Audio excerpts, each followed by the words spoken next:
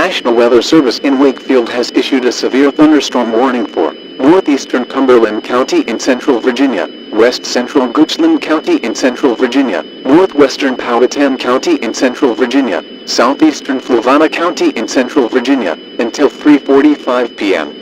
At 3:02 p.m., a severe thunderstorm was located over Fort Union, moving east at 25 miles per hour. Hazard, 60-mile-per-hour wind gusts and quarter-size hail. Source, radar indicated. Impact, minor damage to vehicles is possible. Expect wind damage to trees and power lines. This severe thunderstorm will be near Columbia around 3:20 p.m. Duncan and Lakeside Village around 3:25 p.m. Cartersville and Fife around 3:35 p.m. Trenholm around 3:40 p.m.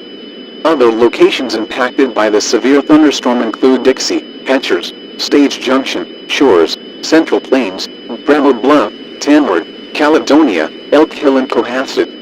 For your protection, move to an interior room on the lowest floor of a building. Please report severe weather by calling 757-899-2415, posting to the National Weather Service Wakefield Facebook page, or using Twitter @Wakefield.